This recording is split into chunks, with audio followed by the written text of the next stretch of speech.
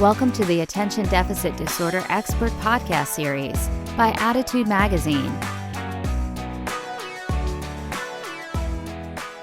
Hello, everyone, and we're glad you can attend Attitude's weekly ADHD Experts webinar. We hope that everyone is staying safe and staying well as we approach summer. A few notes before we get started.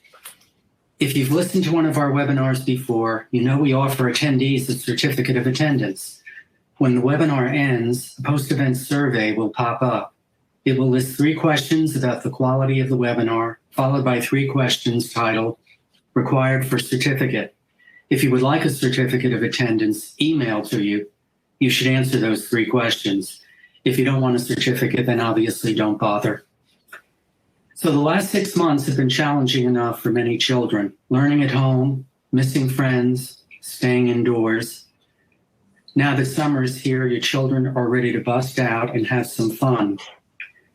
But how is learning and family fun going to compete with iPads, TVs, and computers? The unstructured days of summer make it hard to balance your child's academics and free time. Competing with the newest tech games and digital platforms seems impossible, but there are lots of tips and strategies you can use to focus and engage your child throughout summer. Dolin is here to give us her ideas about how to best structure the summer break. Anne has more than 25 years of teaching and tutoring experience. A former Fairfax County public school teacher, she founded Educational Connections, a tutoring and test prep company that has grown to employ 200 tutors and work with more than 10,000 students in the Washington, D.C. area. Her new book, Getting Past Procrastination, How to Get Your Kids Organized, Focused, and Motivated Without Being the Bad Guy, is the go-to guide for parents. You can ask questions of Anne during her presentation, and we will try to get to as many of them as we can after she finishes. If you want to download the slides of this webinar, click the drop-down menu labeled Event Resources on the bottom left of your screen. If you do not see the Event Resources tab, then you need to refresh the page. So with all that housekeeping being done, welcome, Anne, and glad you're here. Thank you so much for having me, Wayne. It is great to be here at Attitude. You know, you're right. The last few months have been especially challenging for all parents, but especially those of ADHD kids. And I've talked to parents through webinars like this, but also parents that call our office looking for help for their kids.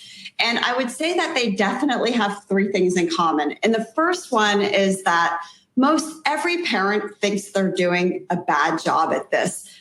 They're concerned that their kids are so far behind, they're never going to catch up, and that they're not being a good parent. And I'm here to tell you that is not true at all. We're all doing the best we can. And because you're here on this webinar today, it means that you care deeply for your kids. The other thing I'm hearing is actually true, that parents are worried their kids have lost ground over the last 3 months. So unless your student is in a school district that has rolled out online instruction in a fabulous way, which most haven't, it is true that they may have lost ground. We know from lots of research over the last 20 years that kids do lose progress over the summer months if they do nothing. Research shows that if kids aren't engaged in reading or writing, they lose about 2.5 months of progress in language arts. But it really is more significant in math, where kids can lose up to 3 months of progress. So in many ways, our kids have lost their momentum these last 3 months. And now we're staring ahead at summer for another 3 months. And you add 3 and 3 and you get the COVID slide. It's 6 months that our kids can be disengaged from learning. So that's what I'm here to share with you today. I want to help you negate the COVID slide. So as Wayne mentioned, I'll talk for about 35, 40 minutes and then open it up for a Q&A. If for some reason I don't get to your question, feel free to email me at any time. I'm always accessible over email, and my email is ann@ectutoring.com. And also, I put together an ebook with a lot of the information we're going to talk about today and some additional resources for you. And you can get it very easily. All you need to do is text 55444 And in the message block, type in summer, and it will be delivered to your inbox. So it's 55444, and then type in summer. All right, so let's get going. You know, when I think of summer, I think of lots of different things, but this year I'm thinking about it differently. And in fact, I've kind of in my mind broken it down into two parts. One is activities, and these are things that kids typically do. For example, they go to camp, or they play summer soccer, or they even build a fort in the backyard. Those are activities. But then I also think of the learning component so that we can negate that summer slide. And those would be things like practicing math, reading a book, or working on writing. And it used to be that in past years, if our kids just did activities and maybe they read a book along the way, it was really okay. But this year is going to be different. I believe that our kids cannot afford to go another 3 months without doing any learning. So that's what I want to primarily talk about today, is how we can incorporate that into these summer months. But let's backtrack a little bit and first start with activities, because these are really important too. And activities are things that we sign our kids up for, or that they do on their own. And they're things that they want to do. But a lot of times our kids aren't always forthcoming about what they're interested in doing over the summer. So here's an idea that can help you kind of open the floodgates into discussion about this.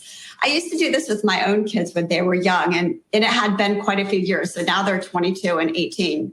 My youngest son is just graduating from high school this Friday.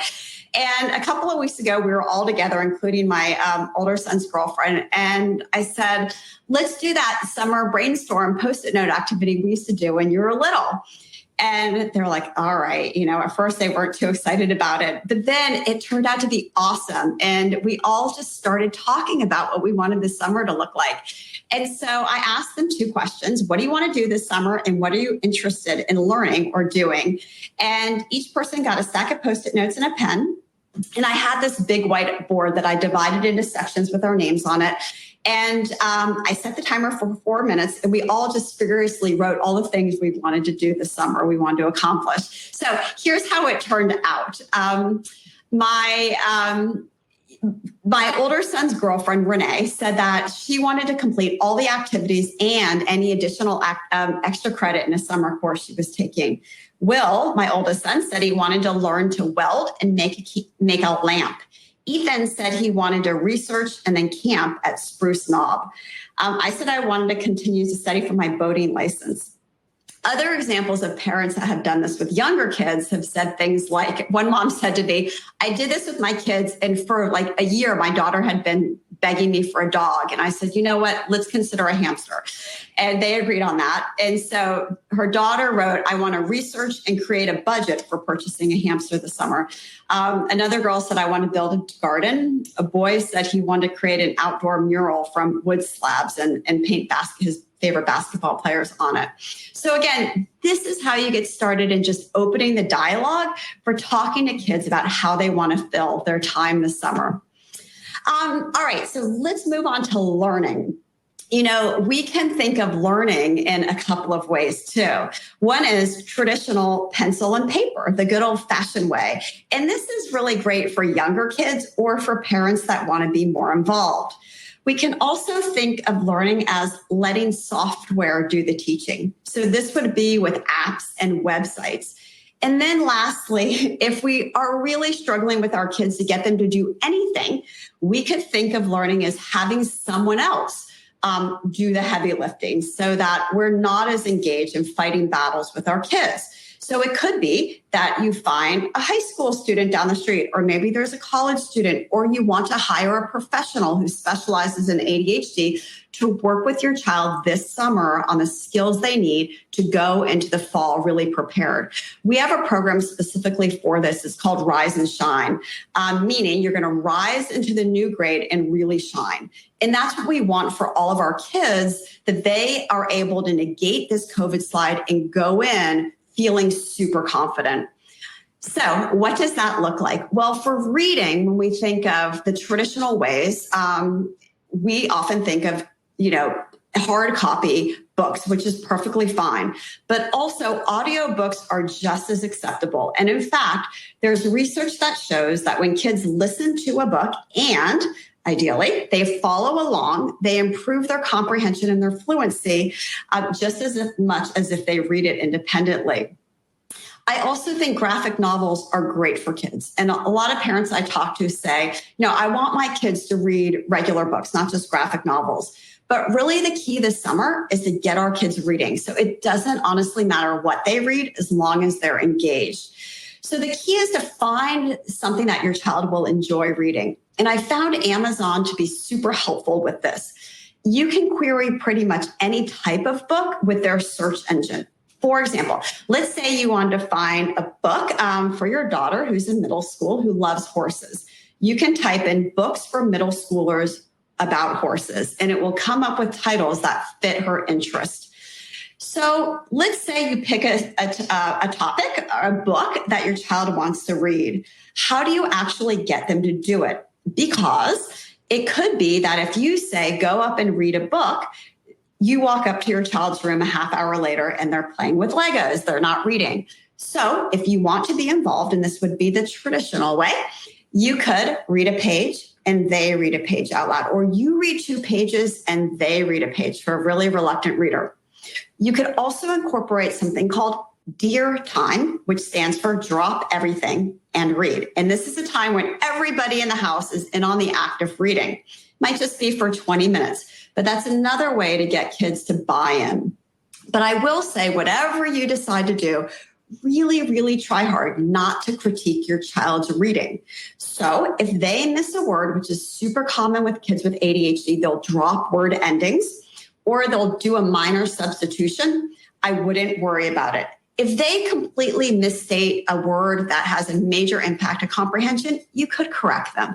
But in general, we want this to be pleasurable. So as much as possible, try not to correct them just so they're willing to keep on reading with us. So that's reading. Let's talk about writing really quick. Writing is often really tough for kids with ADHD, and I'll tell you why. Most students with ADHD have difficulty with working memory.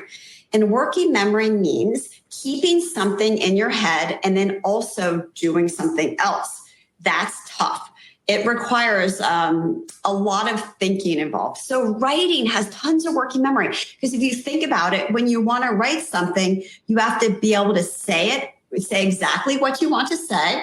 So you have to put your thoughts down correctly. You have to have the right grammar. Your letters have to be formed well. You have to spell the word correctly. You have to use proper punctuation. There's a lot that you have to hold in your head in that working memory.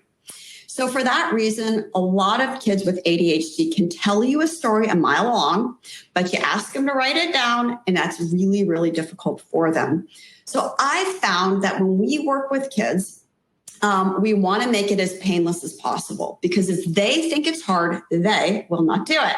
So as painless as possible means finding something that they're willing to write about. And there's one resource I want to share with you. It's a YouTube page by an English high school teacher named John Spencer, and he is fabulous. He has tons of prompts to get kids writing, and we use these all the time with kids that are reluctant. I wanted to share one with you, but the video isn't going to quite work today. But you could go onto YouTube, just type in John Spencer, and at the bottom of his page, you'll see 27 writing prompts. So just click on any of those and you can get a sense of what I'm talking about. But they're super engaging for kids. It's a video that then poses a prompt to kids. So we'll help kids pick their video prompt. We let them choose, and then we'll help them put things into a graphic organizer to get going. But even if your child just writes in a diary or they write without you critiquing it, it's okay. All our goal is, just like reading, just to get them to read, is just to get them to put something down on paper. So if they're willing to scrapbook and write about it, that's fine too. Many kids will keep some type of diary or journal. That's also great. All right, so let's move on to math. I want to share with you one research I found to be fabulous, not just for math, but for pretty much every subject. It is called Teachers Pay Teachers. Teachers Pay Teachers is an awesome resource because teachers have created their own lessons and they've uploaded them to the website. And they're not that expensive. They're usually a couple of dollars. But I found that they're super, super helpful to parents because instead of you having to think of something to do, you can just print out the activities for your kids.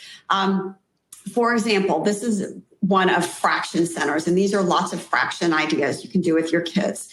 In elementary school, I found that kids really need to do a couple things. They need to master their facts good enough. So they need to know their addition, subtraction, multiplication, division facts well enough. But the main thing that we want our kids to know, and especially in upper elementary school, is fractions, decimals, and percents. So if you go to Teachers Pay Teachers and you type in fractions, you can find lots of fun activities to do with kids that include cooking or creating a store, playing waitress. Those are all very fun things for kids. And then as they get older, fractions, decimals, and percents are the foundation for pre-algebra and algebra. And algebra is the foundation for every other high school math your child will ever take. So for that reason, I would really recommend kids engage in some type of math learning over the summer. I'm going to show you how to do that with online resources in just a second. All right, so when we think of older students, and we may not as parents want to be as involved as kind of like setting up a little activity center for our kids, but we want the software to do the teaching. Let me share with you a couple of resources that we've found as tutors to be super helpful for kids. One is called Scholastic's Learn at Home. And Learn at Home they have lots of different subjects, but I'd say that they're most well known for their language arts, specifically reading, because it is a book publisher's website. It used to cost money, but now it is free because of the pandemic. And you can sign your child up for an online book club where they get rewards and prizes. They can converse with authors, and then you don't have to be as involved. For writing, one of my favorite ones is No Writing, which I'm going to show you in a second. And then let me share with you some other ones for math and a more comprehensive approach as well. All right, so this is No Writing. And No Writing is a website that helps kids with writing, specifically grammar. And I like this one a lot because kids can set up a profile that's unique to them. So when they set it up for themselves, it will prompt them, what's your name? What are your siblings' names? What are your pets' names? What are your friends' names? And then it will say, what are your favorite movies? So they'll see these little thumbnails of all the top movies, and they click their 3 favorites. Then it will say, what are your favorite TV shows? They click their top 3 TV shows. What are your favorite football players? Top 3 football players, and so on. And the reason it wants to collect all this information is because all of the questions specific to grammar, like contractions in parts of speech, have either those characters' names from the movies or their TV shows, or those football players, or theirs and their pets' names and their friends' names. So just based on that, it's super engaging for kids, and kids enjoy doing it. Another resource for parents is called Brain Pop. And I like Brain Pop a lot for older kids. So this would be grades 5, 6, middle, and high school. And Brain Pop is neat because you can pick in any subject that you want to practice over the summer. So let's say you might want to learn to code. You can click on the engineering and tech tab. Or maybe you are a history buff and you want to learn more about history.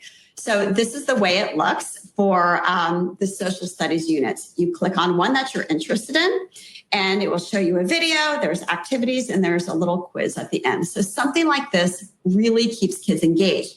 And then for younger kids, they have Brain Pop Junior, which is equally as great for younger children that want to just keep on learning over the summer.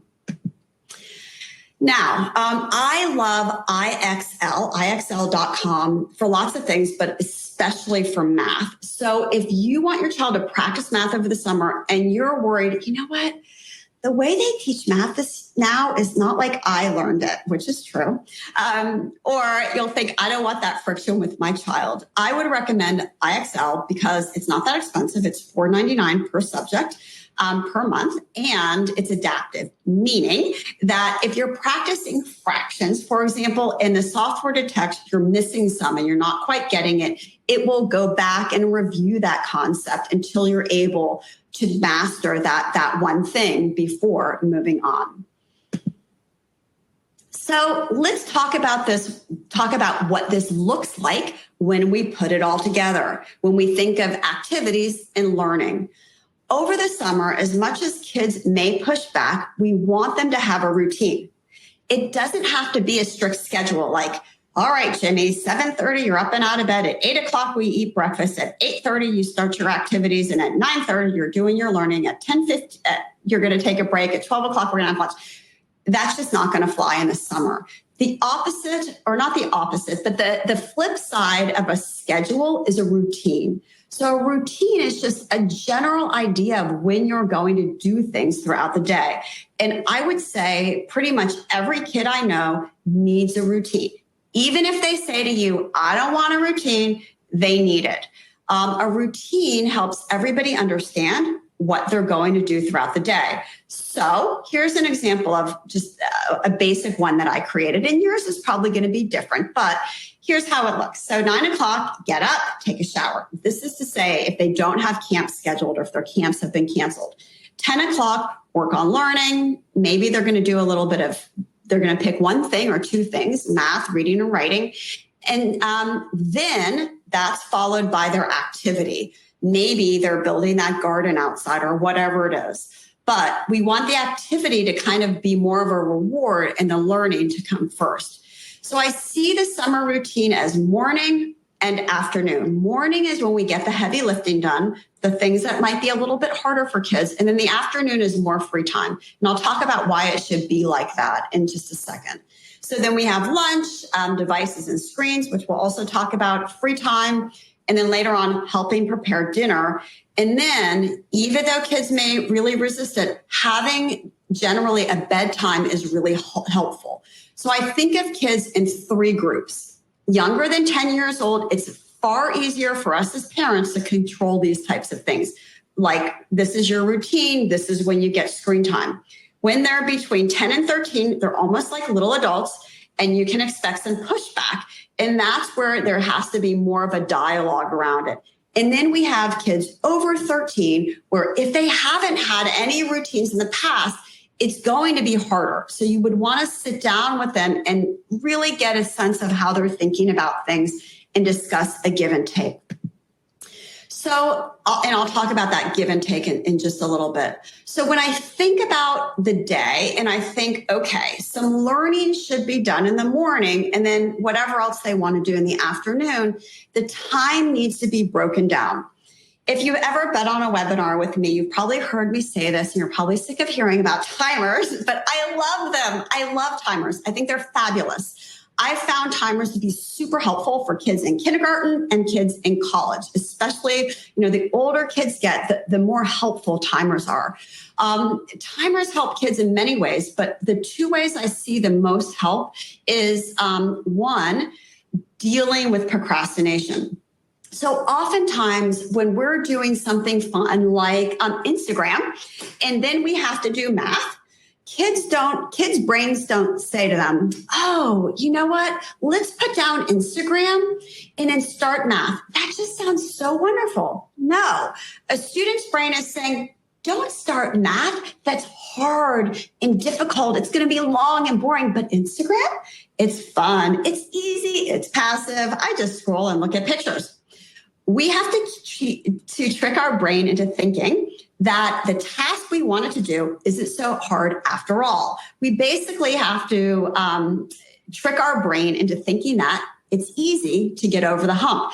And we can do this a couple of ways, but one is using a timer and setting a timer for a very short period of time just to trick our brain to get started. So we might set it for 5 minutes. I call that the 5 minutes of fury, or tolerable 10 for 10 minutes. The idea is that anybody can tolerate anything for just 10 minutes. So this is what my tutors and I teach kids all the time. We want to teach them the strategy. So as a parent, you can teach it to them. You can model it for them so they see you using a timer. And hopefully the idea is when they practice with you multiple times, they can start to do it on their own later on. So we'll teach kids to set it for a short period of time, say 10 minutes, and they say to themselves, I'm going to work as hard as I can, as best as I can, focus as much as I can for just 10 minutes, and then I can take a break or I can keep on going. And typically when they get to that 10 minutes, they can keep on going. So timers help you get started. They reduce procrastination. Timers also help you break down big swaths of time into shorter periods. And this is called the Pomodoro technique. And actually, there was a researcher in the 80s, an Italian, who wanted to figure out what is that sweet spot that people need to get work done. So let's say you want to get something important done. Should you expect that you focus intensely for 10 minutes? Is that sweet spot really that you can attend for a longer period of time before losing it? Maybe an hour or 2 hours. Well, what he found is that actually that sweet spot is 25 minutes. And he did this research using a good old-fashioned tomato timer because in Italian, tomato meat is pomodoro. So that's where the term pomodoro technique came. But he found that for older students and for adults, they can really focus for 25 minutes and their motivation and their interest starts to wane. So what we teach kids is that when you're doing your homework, or even as a parent, if you have a child and you want them to do some time with reading and some time with math, consider setting the timer for 25 minutes for each, just so they have a sense of about how much time they have. If you have a younger child and 25 minutes just seems to be way too long, take their age and add 1. And that would be a good amount of time for them to get some work done.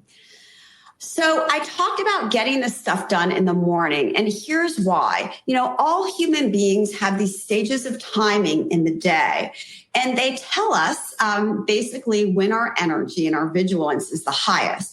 So we know that when we get up in the morning, we're kind of in the middle with our energy level and our interest in doing something. But as the morning progresses, we get better and better and our energy increases. We're super vigilant. And that means that we can bat away distractions much easier than later in the day. And we're the most motivated. So that's really good until about lunchtime. And then after that, we see a very sharp and rapid decline to about 3 o'clock. And that's bad because that's when we're in this thing called a trough. And a trough is when our mood isn't so great, our energy isn't that great, our performance decreases. And it's in afternoons when actually kids have lower test scores than they do in mornings. There are more mistakes in surgeries in afternoons than in mornings. And it's because our vigilance just isn't there. However, as kids go through the remainder of the day, that improves and they start to recover. About 20% of the population is night owls, and they actually have a peak later on in the evening too. But for most people, really their best time of the day to get work done is in the morning. So that's why in the summer, if we want our kids to do any learning, the morning is likely going to be best. It's also going to be best if we can do it multiple times a week instead of maybe just working on math, say once a week. We also get calls from parents in August. Their kids are going back to school at the end of August. They'll call us the middle of August in panic mode. Their child hasn't done anything. And we always help them. We always do. However, I will say that if they could have gotten started a little bit earlier in the summer, it would have helped their child a bit more. And here's why. There's this thing called the forgetting curve. So the forgetting curve tells us that when kids learn something in school, on day one, it's great. They're engaged, they're learning, but 24 hours later, they only remember half of what they learned that first day. And 7 days later, they've only remembered 10%. So that's why even doing math, 10 minutes a day for 4 days a week is going to be better than putting it all together and doing 40 minutes once a week because of the forgetting curve. So how do we get our kids to do these things? Well, ideally, we want to talk to them about it the night before. And if you can help them put it in writing, maybe it's the 2 things they're going to do before they start, that is ideal. when kids know what they're supposed to do, they're much more likely to follow through. This is an example of what a parent did for her child named Max. And this is actually from the Washington Post. It's a great article about parents that have to work from home.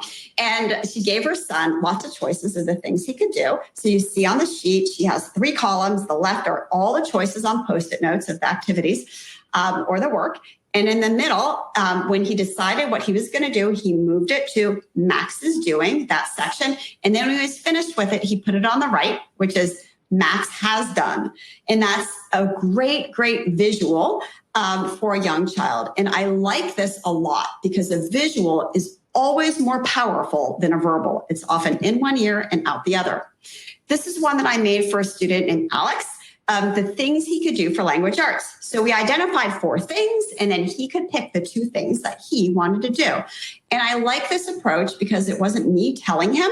We came up with the ideas. Actually, they were really his ideas, and then he executed it. So I'd help him get started, and then he did it on his own.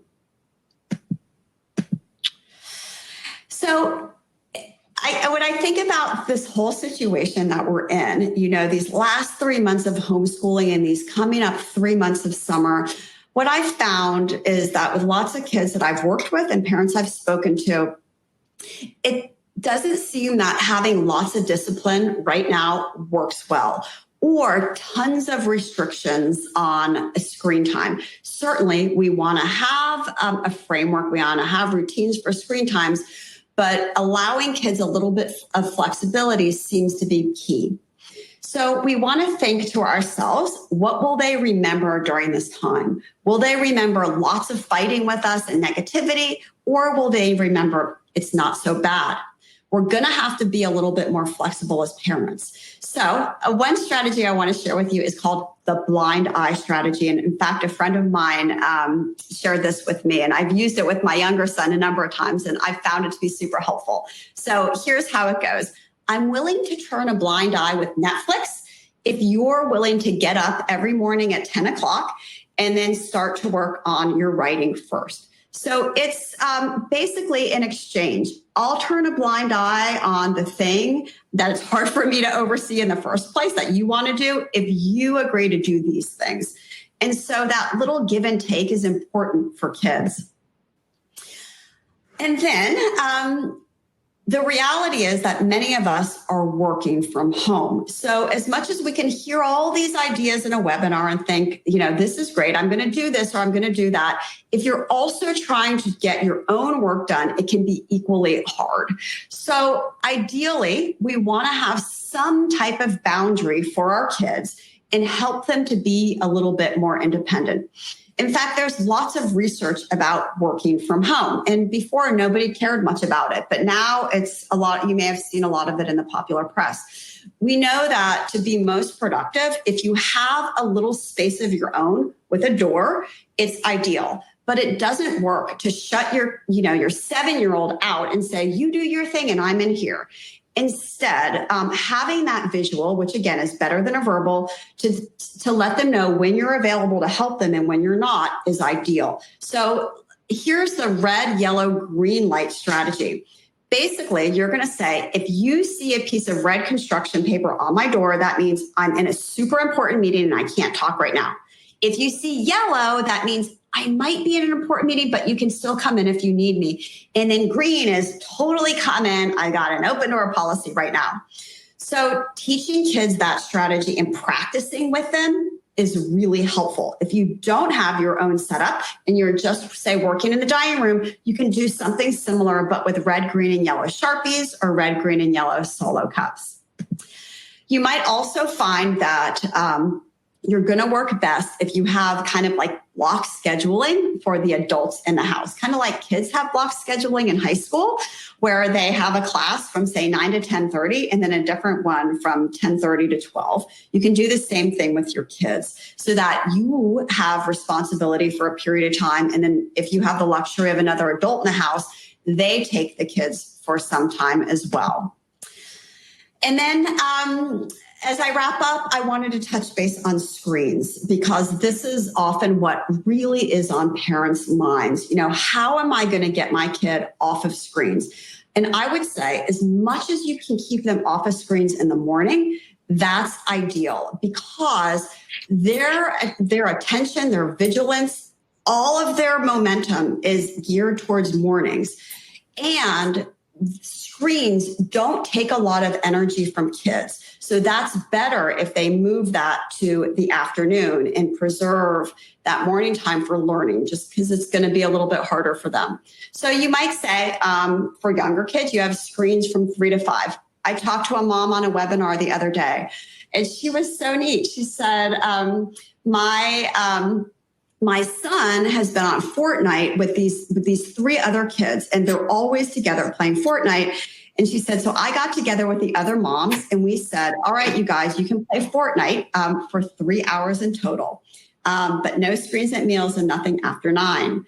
So for older kids, it might be hard to enforce this. It might be hard to enforce a bedtime, but what you can focus on a little bit more is just having the agreement. I'm willing to turn a blind eye to video games at night if you're willing to get up at a certain time in the morning.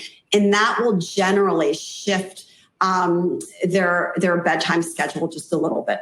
But if you're interested in learning more about screen time, I actually have a webinar coming up with panelists that are psychologists that talk more about this. It's called Changing Your Mindset from Limiting to Leveraging Screen Time this summer. And it's on my website, which is ectutoring.com. And at the very top, there's a link for a webinar series. So that's this Thursday, June 11th at 12:15.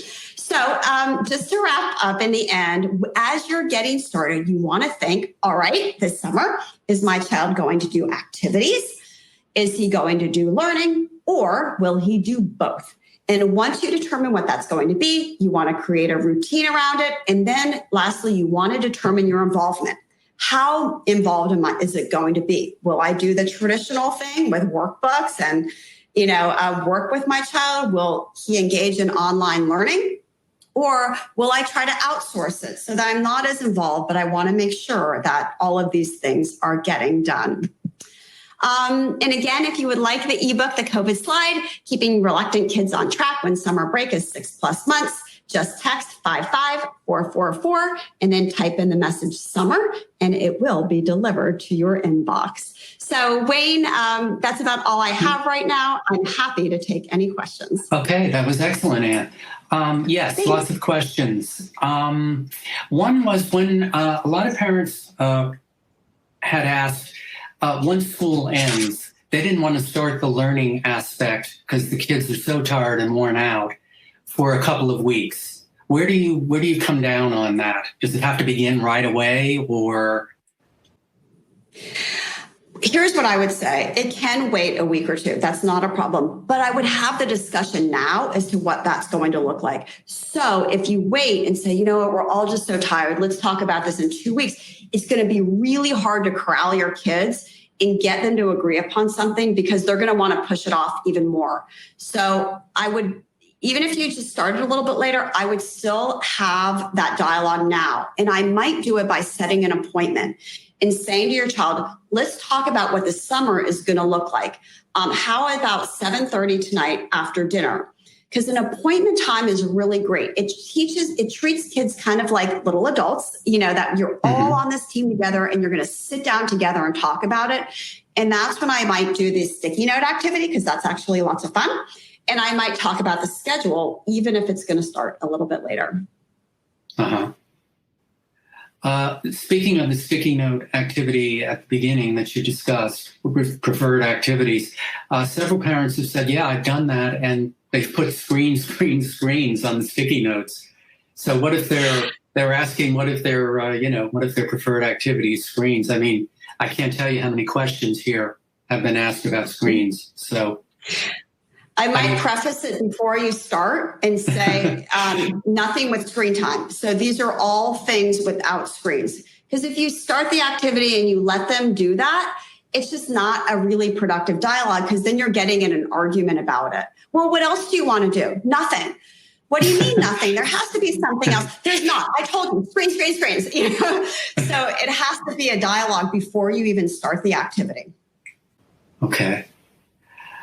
Some parents have also wondered about shifting the morning and I know you talked about the 3 stages of learning and all that and how productive it is at certain times, but several of them want to go out on bikes and hikes before it gets too hot.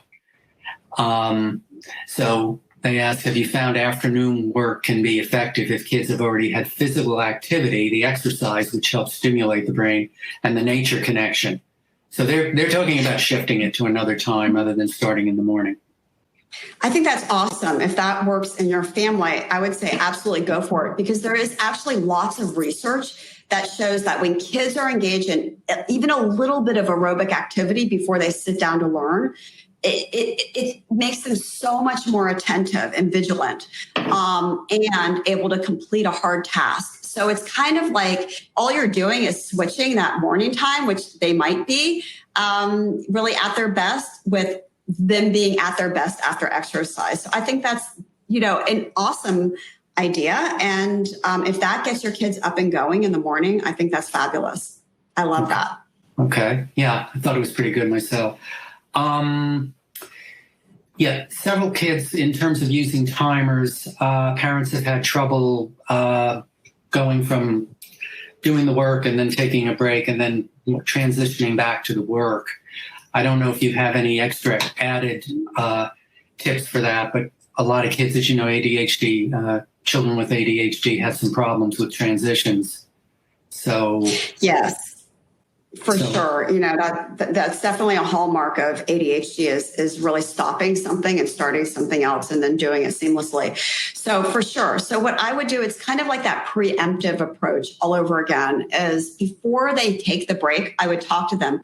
What is your break going to look like? How long is it going to be? So if we're talking about these periods of time that are, say, 25 minutes, the break doesn't need to be more than 5 minutes. And in fact, the research in that Pomodoro technique found that really the ideal amount of focus is 4 Pomodoros. So it would be like Pomodoro, break for 5 minutes, Pomodoro, break, Pomodoro, break, Pomodoro. So that's for older kids, like middle high school kids and adults. You can sustain no more than that.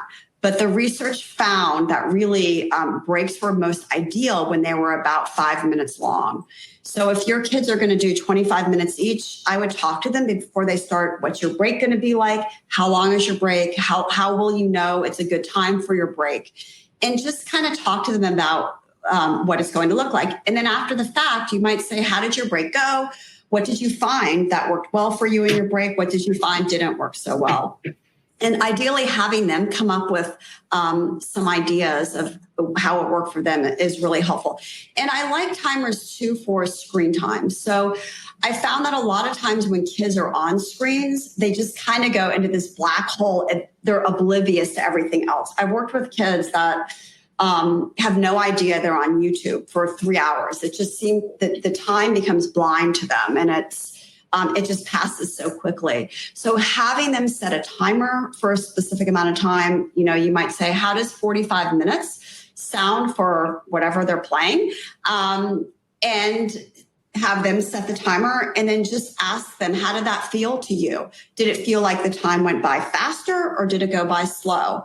What did you do when the timer went off? Were you able to turn it off? And just like starting to notice how they're able to manage time is ideal. Because, ultimately when they go off to college, we don't want to be texting them or calling them, are you playing video games? But we want them to be able to start to manage this themselves. And it starts by noticing their own behaviors. Mm-hmm. That's a good point.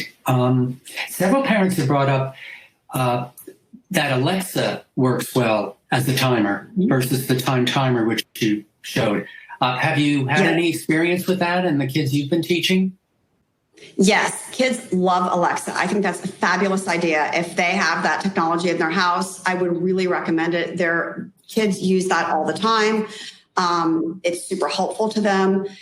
I like also a physical timer because they see it in front of them, and Alexa tends to be more auditory, but it doesn't matter. It ultimately comes down to what they're willing to do. And if they say they want to use Alexa and they're not going to do a timer, doesn't matter. Mm-hmm. Let them use what they're going to be willing to use. Mm-hmm. Do you believe in rewards for completing work and learning during the summer?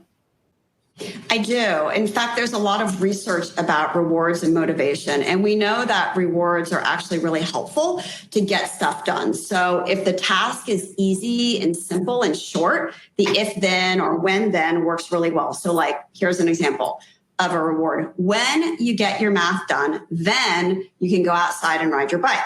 So it's not a reward like, I'm going to give you $10, but it's just that they can do something more pleasurable. And in those cases, I think rewards are fine, and they do work. Rewards are not as positive. They don't work well when something is bigger, more complex, and over time. So one thing I've seen a lot of parents do, I live in Northern Virginia outside of DC, and it's a fairly competitive area. And it's common to see parents pay their kids for grades. So I'll give you $20 for every A you get. And that type of reward is not motivating to kids because the task of getting good grades is extremely complicated, and it's 9 weeks later. So that type of reward doesn't work. But rewards are okay, especially if they're short term and the task is easy, but they also don't strike internal motivation. So when we think of like, we want our kids to love to do math and I'm just going to reward them, there isn't research that shows that rewards equate to internal motivation, intrinsic motivation, but they can help get the job done. Mm-hmm. You talked about some of those websites addressing writing or having kids write. This parent wants to know, the penmanship is so bad, her child's penmanship is so bad. Should she be interfering in all of that and trying to help the child, be able to write letters that are more legible? Or is this sort of a bigger thing that needs to be addressed? If the task your child is doing is specific to good handwriting, like if they have a workbook and they're practicing handwriting, yes, it's okay to make it look, you want it to look good. You want to form the letters correctly. So in that case, handwriting is important and neatness is important. If they're writing in their diary or they're writing for spelling or they're writing for something else and it's not assessing handwriting, personally, I would leave it alone. Correcting handwriting in an ADHD child or things like spacing, or the other thing I've seen a lot of kids do over the years is they'll start writing level and then before you know it, they're like sloping off to the bottom right part of the page in the end. Right. And I found nothing good to come out of those conversations of you need to write neater or you need to leave more space between your words. It ends up over fights. So the idea is we just want our kids to get their thoughts down on paper. When they're young, we want it to be paper and pencil. But as they're older, obviously they're going to be using their computer, and that's great. And if as your kids get even older, and they are still struggling with written language, which is super common, another option I can recommend is an app called Rev, R-E-V. And Rev is really helpful in that it's voice-to-text software and that the student, let's say they have to write a compare and contrast paper, and that's really hard for them. They can dictate it into this app, and they'll get back a voice-to-text information, which Google can do. That's not something that is really that helpful. But what Rev is really great about is if you pay for it, it's $1 a minute. There's a person on the other end that will transcribe it for you in perfect English with capitals, correct grammar, all that stuff. And then you have it in a Word document and you can edit. So for older students that are really having trouble getting started, I found Rev to be super helpful. And for about $5, it can help them write an essay. Oh, that's neat. Yeah, I hadn't heard of that. Very neat. What about your opinion during the week of learning learning days? Parents are asking, should they be 3 days a week or 5 days a week? How? I know you might have addressed this in your presentation, but in terms of the number of days, or should it be a little bit every day? It really depends on what you can get your child to do with the least amount of fighting. So if they're used to a schedule every day and they get up out of bed and this is what they do every day and it's not that hard to enforce it, I would go for every day. If, it's harder for them to do 3 days a week because they're not always expecting it, then I would do 5. So it just kind of depends on your child, what you can get them to do. We know through lots of research that having something every day is better than every other day. But ultimately, it really depends on what your child is willing to do. And it can be a short amount of time. It doesn't have to be long. We're talking, 20 minutes a day, not a lot. Mm-hmm. And also, Wayne, I'll just add, as we were talking about the reading slide and language arts, the research shows that if your child reads 4 books of grade level over the summer, that completely eliminates the language arts learning slide over the summer. Wow. So it could be, so it could be that, they're reading every day, or as like a soothing exercise before they go to bed, everybody is reading. That in itself is going to really help to reduce that learning slide. Mm-hmm. You had brought up working memory on one of your slides, or perhaps you just talked about it. A couple of parents wanted to know how that might be affecting their child's learning. I didn't know if you wanted to go any little deeper into that. Sure. So, working memory is really, I don't think we talk about it enough in education, but most kids with, I don't know if it's most, but a significant number of kids with ADHD do have working memory deficits. And that really impacts them in things like writing, as I mentioned, because they're just juggling so many things in their head. But it can also impact them in reading if the text is deep and dense and they're having to remember the characters and it's hard for them to plow through it. It often affects kids in math. So in math, when, for example, they're doing long division, they have to remember the steps and they have to do the multiplication calculation and they have to remember to put the number at the top and then multiply. And so things that require have a level of complexity where you're having to remember things at the same time are just by nature going to be harder for kids. Mm-hmm. Several parents have asked their kids aren't morning people. I'm back to this morning afternoon thing. What and how do circadian rhythms? If my son isn't a morning person, might be more alert later in the day. So you just go with that, you think? I think so. In fact, I was talking to a mom the other day, and she has younger kids, and she said, she's not a morning person. And so they've just kind of grown up as like in the morning, they don't do any heavy lifting. She turns on the TV, they all get ready, and it's just like a total chill time until their energy levels get up. And then they'll do something more meaningful in the afternoon. And that's just how they've ebbed and flowed as a family. So it does. I think you're right. The mom who said that knows her child really well. And if that's not going to work for your child and they're more diligent in the afternoon, then totally go for that.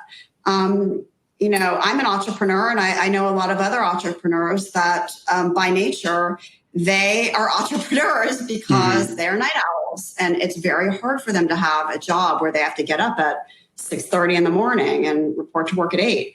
That's just harder for them. So people that are night owls, that is a tricky thing. They're living in a world that don't have as many of them. Right.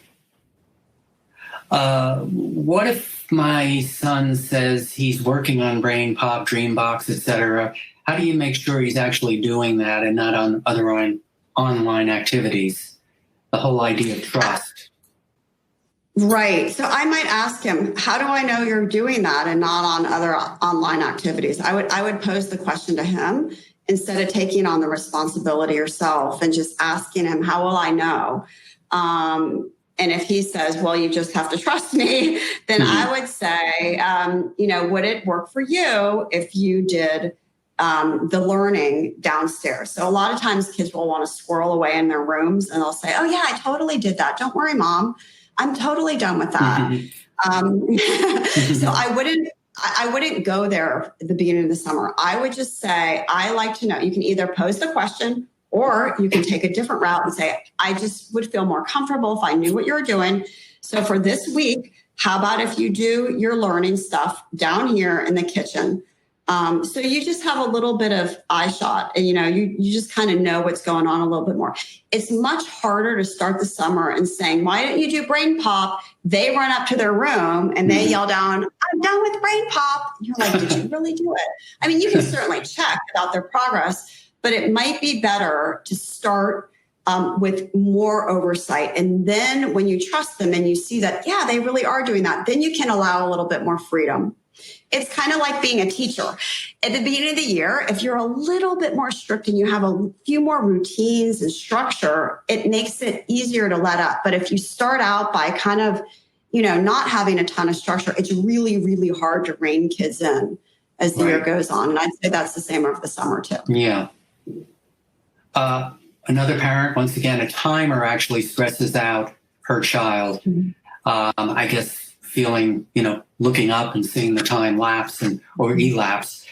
So any other suggestions beyond timers? I mean, I know they're so great for so many kids, but there are some kids for which they don't work, for whom they don't work.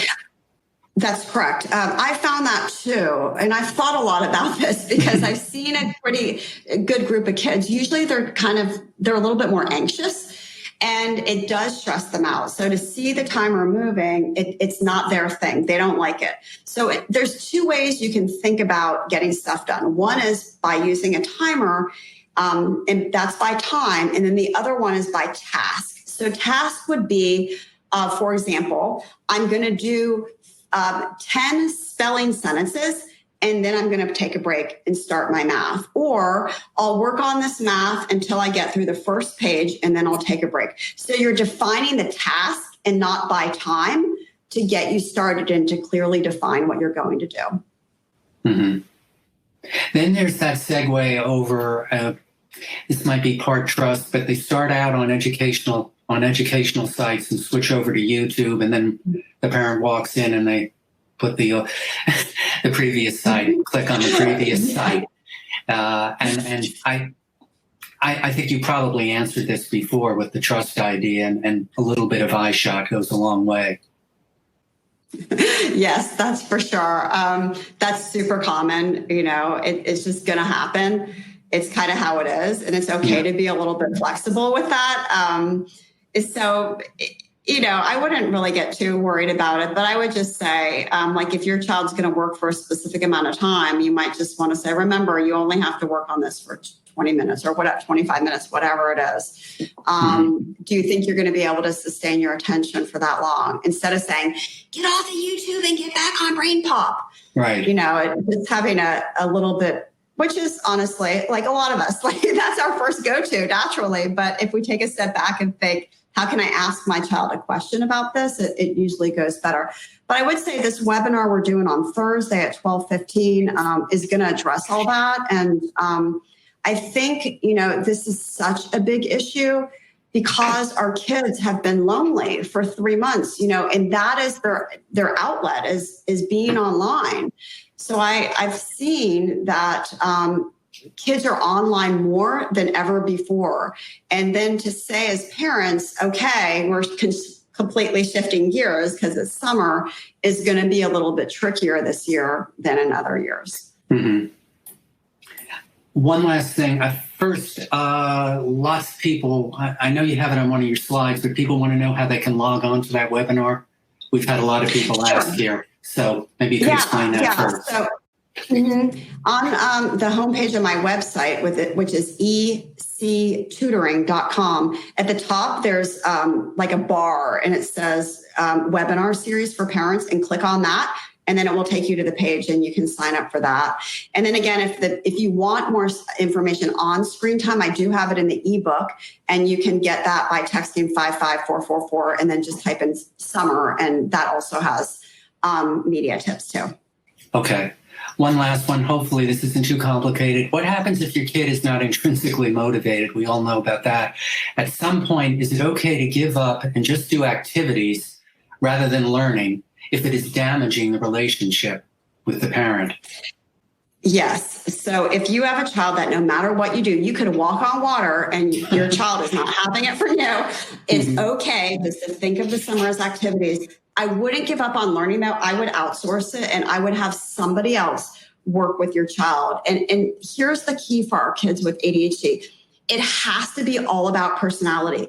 If you don't have the right personality fit, it's not going to work because your child's going to be resistant. But if you can find somebody that your child wants to work with, they're motivated to work with that child, and after a few sessions, they see it's kind of fun, they're going to be more likely to do it. But I think you're right in that when it's you, if you see that this is damaging your relationship, I absolutely would step back and rely on activities. Mm-hmm. Well, I think the hour is about up, Anne. It was excellent, really. So many interesting tools you provided and, of course, perspective. So thank you for being here today. Appreciate it. Thank you, Wayne. And thanks to all of the attendees for listening in. Please join us next Tuesday, June 16th, when Melissa Orloff will talk about relationship rehab for ADHD couples after all of us spending so much time with each other during the shutdown. It ought to be a good one. So thanks everyone for being here and have a great day. For more Attitude podcasts and information on living well with attention deficit, visit attitudemag.com. That's ADDITUDEMAG.com. That's ADDITUDEMAG.com. That's ADDITUDEMAG.com.